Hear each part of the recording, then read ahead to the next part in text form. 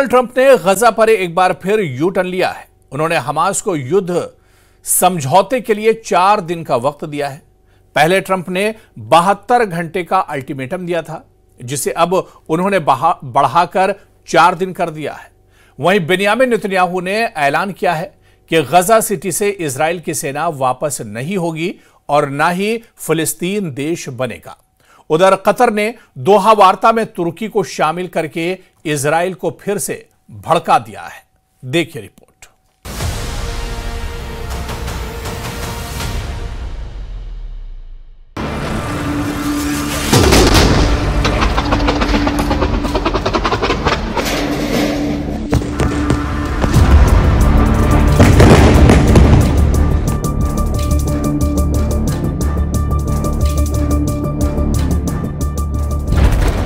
72 घंटे की deadline, 72 minute में धुआं धुआं।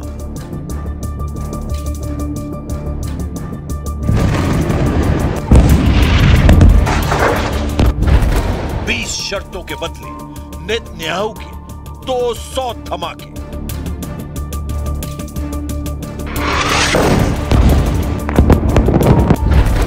ईरान का बारूदी ऐलान, इजराइल बनेगा कब्रिस्तान।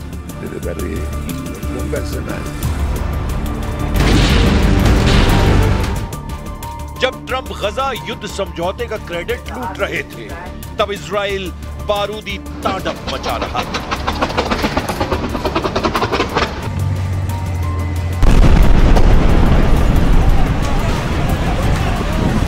जब ट्रंप ने नेतन्याहू को युद्ध समझौते के लिए तैयार किया, तब गजा में मौत नाच रही थी। जंगी जेट बारूद बरसा रहे थे। मिसाइल धमाके पहले की तरह हो रहे थे। गजा की गलियों में इजराइल के टैंक गोले दाग रहे थे। समझौते के ऐलान के बाद भी इजराइल रुका नहीं। महज 24 घंटे के अंदर इजराइल ने गजा में 37 लाशें बिछा दी हैं। हमास के साथ इजराइल ने हिजबुल्लाह पर भी भयानक हमला किया है। उधर हमास ने यह कहकर युद्ध के भीषण दौर में जाने की गारंटी दी है कि उसे ट्रंप का पीस प्लान पता ही नहीं। यानी दोनों खेमे खून खराबे के लिए उतावले हैं।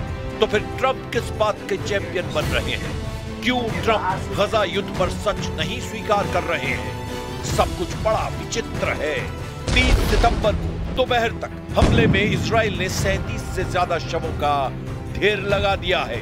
यह हमले ट्रंप के पीस प्लान पर नेतन्याहू की सहमति के बाद हुए हैं।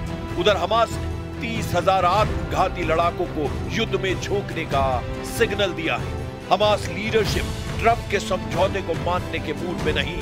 ईरान में हमास के प्रतिनिधि खालिद कद्योमी ने कहा है कि फिलिस्तीन के किसी भी फैसले का हक सिर्फ फिलिस्तीनियों का है। This is very important point. See, the right to self-determination. The next day of war is pure Palestinians. These are the basic principles. Anything to be discussed about the political future of Palestine should address these very important points. No one has right to intervene into the Palestinian affairs but the Palestinians themselves.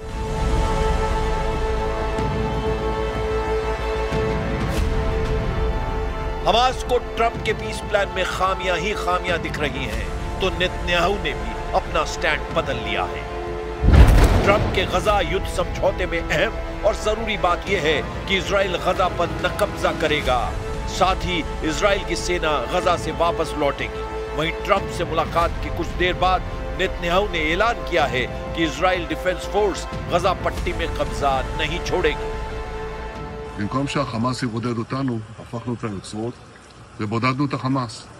עכשיו כל העולם, גם העולם הערבי והמוסלמי, לוחץ על החמאס לקבל את התנאים שהצבנו יחד עם הנשיא טראמפ, לשרת כל חטופינו, החיים והחללים כאחד, כשצה"ל נשאר ברוב הרצועה. מי היה מאמין לזה? הרי כל הזמן אומרים, אתה חייב לקבל את התנאים של החמאס, להוציא את כולם, צה"ל צריך לצאת החוצה. והחמאס יכול להשתקם, הוא יכול גם לשקם את הרצועה. לא ולא, זה לא קורה. ההפך. We're going to do about 3 or 4 days. We'll see how it is. All of the Arab countries are signed up. The Muslim countries are all signed up. Israel's all signed up. We're just waiting for Hamas. And Hamas is either going to be doing it or not. And if it's not, it's going to be a very sad end. Hamas समर्थक अलग अलग fighter group Trump के plan पर भड़के हुए हैं। गजा में Trump के समझौते को अमेरिका और इजराइल को मुनाफे का बताया जा रहा है। वहीं पीएम नेतन्याहू ने भी ये साफ कर दिया है कि वो फिलिस्तीन देश नहीं बनने देंगे। ट्रंप के सुझाए समझौते में भी इसका कोई जिक्र नहीं किया गया है। ממש לא, וגם לא כתוב בהסכם. אבל דבר אחד כן אמרנו, שאנחנו נתנגד בתוקף למדינה פלסטינית. הנשיא טראמפ גם אמר את זה, הוא אמר שהוא מבין את זה, הוא אמר באו"ם גם שזה יהווה פרס עצום לטרור וסכנה למדינת ישראל, וכמובן שאנחנו לא מסכימים. ट्रंप की 20 पॉइंट गजा डील की यूरोप और अरब देशों में जमकर वाहवाही हुई, लेकिन जिनके बीच ये समझौता होना है वहां सब ठीक नहीं। फिलिस्तीनी इस्लामिक जिहाद समूह के चीफ ने ट्रंप के पीस प्लान को अरब वर्ल्ड की तबाही बता डाला है। ईरान समर्थित लड़ाका ग्रुप के चीफ जियाद अल नखाला ने कहा है कि गजा पर अमेरिका और इजराइल की घोषणा क्षेत्र को उड़ाने का नुस्खा है।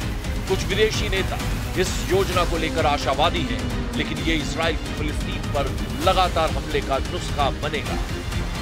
ट्रंप ने गजा पीस प्लान पर 8 मुस्लिम देशों को पहले ही मना लिया था, मगर ईरान जो कि सबसे बड़ा फैक्टर है वो ट्रंप के काबू में नहीं आ रहा है।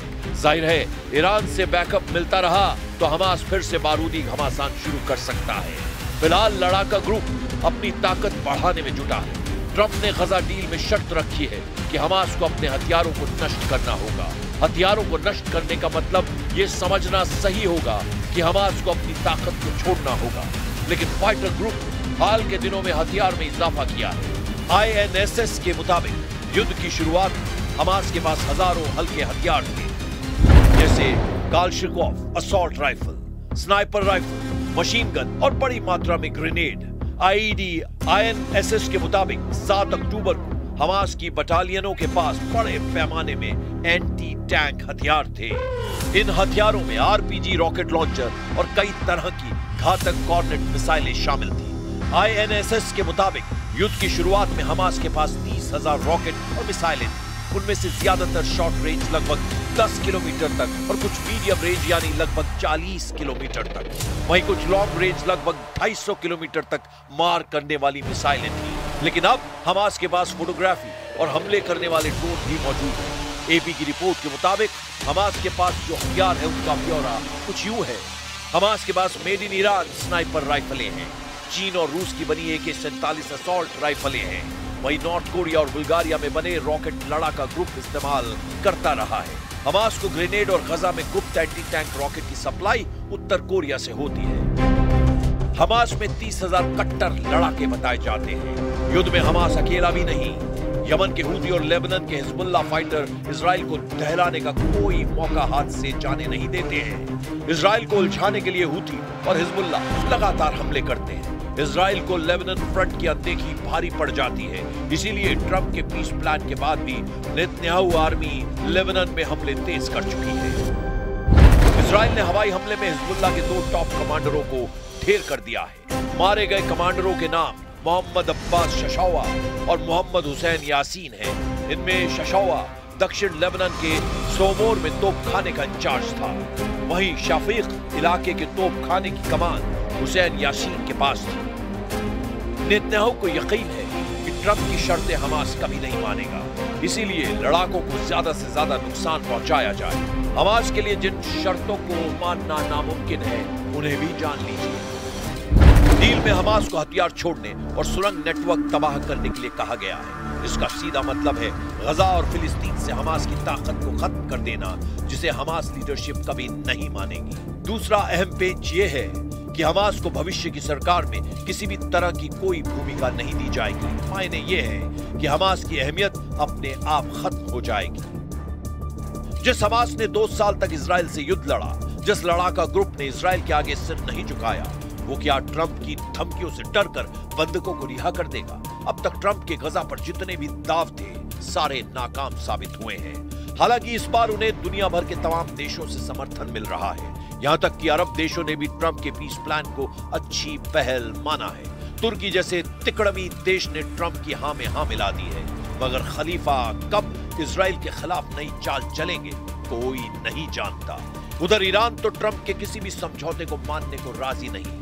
इजराइल के दुश्मन फाइटर ग्रुप युद्ध खत्म करने के मूड में नहीं है, यानी लड़ाई का नया अध्याय ज्यादा विनाशकारी साबित हो सकता है।